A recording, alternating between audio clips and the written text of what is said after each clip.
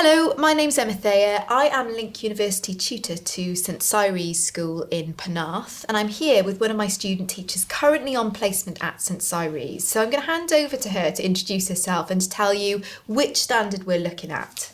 Hi, I'm Lucy Morgan. I'm a PGC English secondary student, and the standard that we're looking at is PL1, which is wider reading and research. Thanks, Lucy. So we're going to be talking about how Lucy has advanced her practice from the aware stage in this particular element of the standards to the capable stage. So first of all, what did it look like before and after when you were at aware and now that you're at capable? Yeah, so when I was aware, I'm kind of like interacting and collaborating with lots of different researchers and lots of different strategies.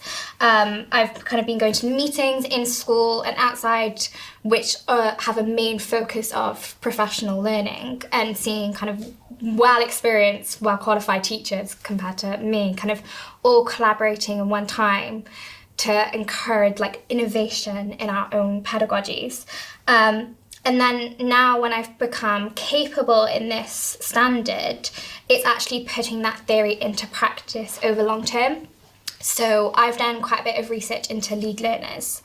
And in my lessons, I've really kind of chosen learners and using their own experiences and prior knowledge to kind of build on what we've been studying in school in that lesson, and getting those students kind of learn off of their own peers and learn from different experiences rather than just knowledge that I have. Fascinating. And where might we see this coming through in your wider practice, such as on the PLP or any sort of research and inquiry that you've done that sort of exemplifies that you've been doing this? Yeah, so in my research and inquiry tasks, I try and get a different research focus each week and kind of zoom into that and see what people are doing, what strategies people are coming up with, what's the research behind it, and focus on them, and then I'm using that then in my pedagogy.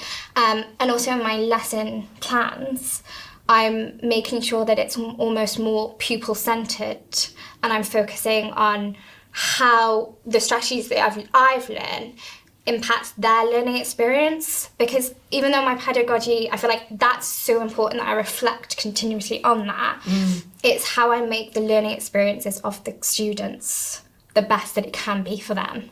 Can I ask, just to probe on that, was there anything that made the difference in helping you move from aware to capable, as in other colleagues, things that you were doing? Like, how did you actually make that transition to capable? I think it's definitely the colleagues, because I've gone to meetings with the whole school, learning and training forums, and those have been great because I've been able to actually contribute to them using the knowledge that I've learned in uni and from my wider research.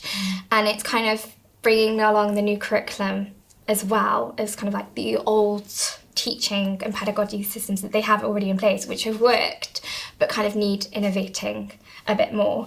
But I also talk with my colleagues in my AOLE and in just my department about what works for them and how we can kind of bring in new strategies to our own departments, even if it's in the same scheme of work, to kind of boost the learning experience. And I'm just curious, because you did mention that it's the difference between aware and capable was that you were applying those theories in practice.